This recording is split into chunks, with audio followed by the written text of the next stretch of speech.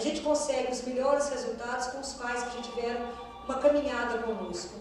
Os pais que nos viram naquele momento e o menino vai morrer é difícil. E a gente sempre trabalha a partir daquilo que as pessoas creem. Então eu tive um pai que eu perguntei para ele, o que é que o senhor crê? Ele falou, em nada. Eu falei, então o senhor passa a mão na matéria porque ela está acabando. Isso é uma das coisas mais sofridas da minha vida. Porque esse pai não teve consolo. Mas eu não posso obrigá-lo a acreditar naquilo que eu creio. Isso é um princípio básico. Vocês têm que ter flexibilidade. É outro princípio básico. Ah, mas vai entrar só o pai e a mãe. Não, vai entrar quantos parentes vierem. Lá entra quantos quiserem. Lá para a hora da morte, quantos quiserem. Então tem que ter essa tranquilidade, tem que ter um ambiente calmo. O espírito não pode morrer agitado. Porque quando os pais estão gritando demais, fazendo confusão, eu tiro. Porque a criança vai franzir a testinha, não pode, eu tiro e falo, meu bem, todos vamos dar conta, vamos ter saudades. A pessoa que está morrendo tem muito medo de ser esquecida. Então a gente vai falando as coisas, vai acalmando, vai rezando, fala com ela, pode ir, é o Senhor. Então a gente vai falando coisas para a criança descanse. Mas para cada lugar você terá uma característica. Quem sabe você vai começar. Não tem nada ainda pronto, Simone. Todos esses caminhos são novos, né? Qual plateia que você já viu discutir morte? Quando eu falo morte, o povo assusta mesmo. Lá na Santa Casa também foi assim. Mas agora já está bacana, né, Raquel? Né, Valesca? Está bacana. Elas vivem chorando. A Raquel, ela já chora só de imaginar que vai ter um óbito, ela já chora. Dizem que ela tem 30 e tantos anos, você tem, mas chora assim mesmo, não tem jeito, né? Porque é sofrido. Ver alguém morrer não é isso que a gente quer, a gente luta também pela vida. Mas para a gente que crê, a morte é só uma continuidade. E para muitas crianças é uma outra qualidade, né? Eu vou no CGP esse ano, em junho, mas eu vou falar sobre silêncio. É outra história, não vou falar de morte.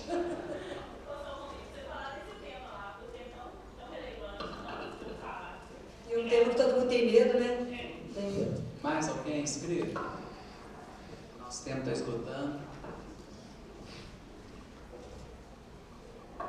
Bom dia, doutora Filomena, sou Gabriela, sou enfermeira desempenhada. A nossa UTI é uma UTI aberta e a gente tem muita dificuldade em lidar com essa questão. E eu queria saber a visão da senhora em relação à equipe multidisciplinar, se ela está aberta a atender uma UTI aberta, porque tem mais ou menos um mês a gente presenciou a psicologia trazendo um familiar para acompanhar uma intubação de um senhor que já estava indo. Isso para a gente foi muito chocante, porque nunca havia acontecido isso no nosso setor. A gente tem acompanhantes lá que permanecem com a gente faz questões de aniversário com os pacientes, mas isso chocou muito a equipe, tanto a equipe de fisioterapia quanto a equipe de enfermagem, a equipe de fundo que estava lá, então assim, isso chocou demais. E é um novo paradigma que a gente vai ter que enfrentar, porque as UTIs estão ficando cada vez mais abertas. Eu queria saber o seu posicionamento em relação a isso. Então você imagina que se a gente está fazendo tudo novo, exige um treinamento. O que eu acho que faltou para essa equipe foi treinamento. Porque uma coisa é presenciar uma massagem cardíaca no paciente que os pais querem assistir e o menino já está entubado, o procedimento já está feito. A intubação em si é agressiva de ver. Então, para o familiar ver, você imagina alguém que nunca viu nada, isso fica marcado pro resto da vida. Então, algumas coisas têm que ser ditas, têm que ser conversadas. Lá no CTI, é claro que estamos trabalhando há pouco tempo com a equipe multidisciplinar, mas tudo a gente vai preparando antes. Então, a fisioterapia, quando não dá conta, na morte do Vinícius, por exemplo, a fisioterapeuta depois veio pedir desculpa que não deu conta de ficar, falei, você não tem que me pedir desculpas, a gente faz o que é possível, o que a gente dá conta, o que a gente é capaz, a gente não pode se agredir.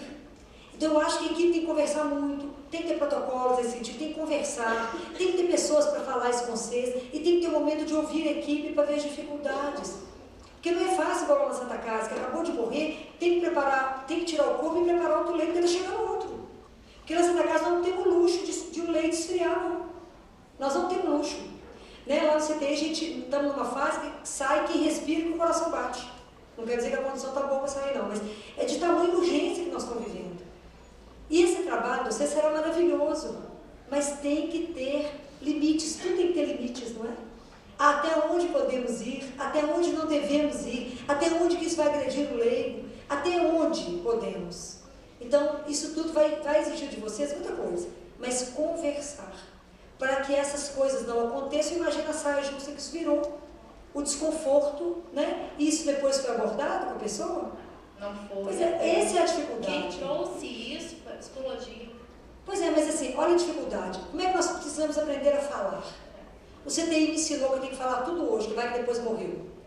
Não dá tempo de falar amanhã. Então nós temos que aprender mas as pessoas hoje têm tanto medo. Mas se eu falar com a pessoa, ela vai achar que eu estou chamando a atenção dela. Não. Hoje nós estamos em fase de crescimento e de aprendizado. Se um não puder falar, fulano, eu acho que cortar desse jeito vai ficar melhor do que do outro, e não souber trabalhar, isso é questão de maturidade. E nós que trabalhamos nessa área, nós precisamos ser maduros para poder escutar a crítica. Olha, acho que esse ponto não ficou bom. Quantas vezes a gente começa uma coisa que não fica bom, a gente volta atrás e fala, eu acho que fazer de outro jeito poderá ser melhor.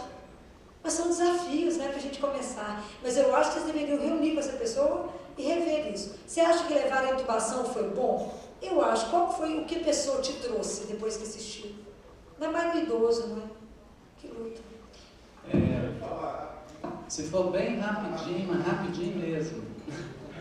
Eu trabalhei num local uma vez, não é atualmente onde eu trabalho hoje. Eu briguei com um médico e tinha uma paciente com DPOC, um sofrimento, foi feito toda a medicação para ela sair do quadro, ela não saía, era crônica, mas ela estava sofrendo. Então, eu, com a minha experiência de trabalho, de emergência, eu conversei com o médico, doutor, será que eu poderia dar uma medicação, uma morfina, tentar amenizar pelo menos a dor, porque eu estou sofrendo junto com a paciente, com atendimento de emergência. Ele, não tem nada para fazer. Ele era diretor do pequeno hospital que trabalhava e o médico que estava de plantão era ele. Não tem nada para fazer, mas ela está sofrendo. Não, eu cheguei a brigar com ele, né, e teve que esperar, ela ficou sofrendo a tarde toda. O plantonista da noite, que foi no procedimento, não vou fazer a morfina, quer dizer, ela aliviou aquele sofrimento dela. Eu não precisei nem conversar com o plantonista, chegou, por que ela está sofrendo desse jeito? Eu falei, doutor, tem morfina aí, o plantonista não quis fazer a medicação para amenizar esse sofrimento dela. E eu estava sofrendo ali junto com ela. Quem lida com a dor sofre junto, né? Infelizmente, a gente vai esbarrar em muitas coisas, né? Então, porque isso tudo é tão individual, porque é aquela questão da compaixão que eu estava falando, né? A gente está perdendo a capacidade de sofrer com o outro. Então, infelizmente, nós vamos encontrar situações onde o outro não sensibiliza ainda. Eu fiquei perplexo com esse médico, ele deixou ela sofrendo a tarde toda, até o plantonista da noite tomar o procedimento. Porque está em estado terminal, sim, mas se está dentro do hospital, não é para sofrer, né? É para, se tem uma medicação que pode amenizar esse sofrimento.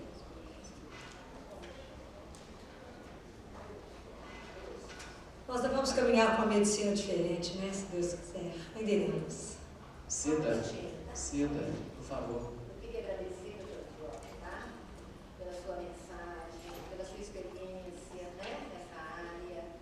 E queria fazer um convite para a gente refletir realmente. Eu tinha falado no início, volto a falar. A gente não tem palavras, né? A gente não tem a vivência da doutora Filó, mas vamos tirar o melhor disto. Se até então, nessa carreira da gente, a gente não teve essa sensibilidade para fazer dessa forma, frente ao sofrimento do outro, que conte daqui para frente. Tá? Na minha cabeça aqui, eu tenho 28 anos de enfermagem, eu atuei 28 anos na assistência, todos os óbitos que eu acompanhei vieram hoje na minha cabeça, e foram muitos, tá? Crianças, jovens, adultos, foram muitos. E todos eles, eu não tinha a sensibilidade da doutora Filó, não tenho, tá? Mas eu proporcionei que esse paciente pelo menos estivesse junto de alguém da família. Quebrei protocolos, porque eu trabalhei em serviço que não podia ter acompanhante, eram enfermarias. Eu sempre busquei uma sopinha de frango que o paciente gostava, mesmo que não estava previsto, não estava dentro da prescrição, estava morrendo, sabe? Isso tudo eu fiz. E às vezes a gente vive situações por causa de protocolos, né? Em UTI, um paciente idoso que quer um familiar, ele está morrendo, mas tem um protocolo que não pode ter acompanhante. Puxa vida, na morte, né? Então, para a gente pensar sobre isso. E a gente pode fazer diferença. Sabe, quando a gente fala de humanização, humanização é da gente. A gente não tem princípios, não tem metas, não tem escola para falar, para atender bem, para ser carinhoso, para ser cuidadoso. Então, agradeça a Deus, agradeça a doutora Filó, tá? Por a gente estar aqui e por ter ouvido a experiência dela, do grupo que acompanha, né? Ela trouxe isso para a gente, vamos refletir de verdade e vamos fazer diferente. É isso que eu queria falar para vocês, tá? E obrigado mais uma vez por vocês estarem aqui. E não guarde isso só para vocês, tá? Aplique isso daqui, né? Que foi tudo discutido, conversado. Leve alguma coisa com vocês e compartilhe com o colega de vocês, esses que não puderam estar aqui. E esses que vocês percebem que não facilitam, tá? Para uma morte digna, né? Daqueles que a gente cuida tanto. Então, levem isso, tá? E obrigada, viu, doutora Filó? Foi muito bom ouvi-la. Eu que agradeço pela oportunidade. E acho que a gente tem que abrir frente de discussão mesmo, tem que ter a coragem, a ousadia de começar a discutir essas coisas, né? Só isso que vai transformar. Né? E outra coisa, não precisa de complicar muito, né? Quando a colega fala que a psicóloga levou para assistir um processo de uma intubação do paciente, para quê? Qual a razão disso, né? Será que nós temos que levar também a família para acompanhar dentro do bloco cirúrgico? Não é? Se a gente for seguir essa lógica, não é nada disso, não precisa de complicar. As coisas são muito mais simples do que isso. Muito mais né? simples. Tá? A condição de presidente de mesa tem hora que é um pouco difícil e dura, porque a gente tem que controlar o tempo, porque tem outra palestra prevista para seguir. Mas, de qualquer modo, eu queria informar que a doutora Filomena está disponibilizando o e-mail dela, que se alguém quiser dirigir uma pergunta que não foi possível de ser feita aqui pessoalmente, né? filomena.vale@gmail.com, correto, doutora Filomena? Queria, em nome da comissão organizadora, agradecer, né, essa contribuição enorme. O tema não se encerra aqui, acho que é um tema que, se pudesse, nós ficarmos amanhã o dia todo, né, aqui discutindo, analisando, né, um tema de fundamental importância. Mas nós vamos passar agora para a finalização, e nesse momento a Magali, em nome da comissão organizadora, vai fazer a entrega de uma placa, e em seguida a técnica de enfermagem Adriana vai entregar o certificado de participação. Quebrando antes aqui um pouquinho o protocolo, eu não poderia deixar de falar. Ontem nós ouvimos uma fala interessante, quando se estava, né, quando se dizia que o mundo estava todo complicado naquele quebra-cabeça, tinha uma figura humana no verso daquele quebra-cabeça. Quem esteve aqui prestou atenção no que o Dr. Júlio falou, professor Júlio. E o que eu gostaria de deixar, né, para a gente nessa manhã, começar o dia falando de morte, né, eu vi que vários rostinhos aqui se emocionaram, assim como a gente também. Então, quando a gente quer mudar o mundo, a nossa equipe multidisciplinar, a começar de mim, né? Eu creio que quando a gente ouviu hoje falar sobre a morte, o nosso comportamento, a gente tem que lembrar também, o nosso código de ética fala da relação que nós temos que ter na situação pós-morte, até de acompanhar um corpo, né? Às vezes tem um paciente, um corpo em que a gente vai acompanhar lá no necrotério, tem um familiar ao lado. Qual tem sido a nossa atitude, a nossa postura com esse acompanhante, né? Pensamos mais não naquele corpo, mas sim naqueles familiares que estão ao redor. Então, começamos amanhã, talvez a gente vai falar assim, mas esse assunto é pesado. Começamos amanhã linda, né? A começar de mim. Eu quero consertar o mundo, eu tenho que primeiro me consertar. Né? Leve junto de você isso, porque é isso que eu vou levar para a gente essa manhã. Eu agradeço a Deus pela vida dessa médica. Quiçá que todos os demais médicos fossem assim também, né? A gente tem visto, infelizmente, lá no Conselho, enquanto processo ético, que muitas vezes o comportamento de um médico não tem sido um comportamento semelhante a este. Mas a gente pode fazer diferença junto a este médico, né? Vamos levar isso para a gente, para a nossa vida. É com muita alegria que nosso Conselho queremos obedecer, né? E passar para ela essa placa. Toda vez que a senhora colocar essa plaquinha lá, lembre dos profissionais de enfermagem, né? Que está aí nessa batalha para tratarmos da morte, assim também como a vida.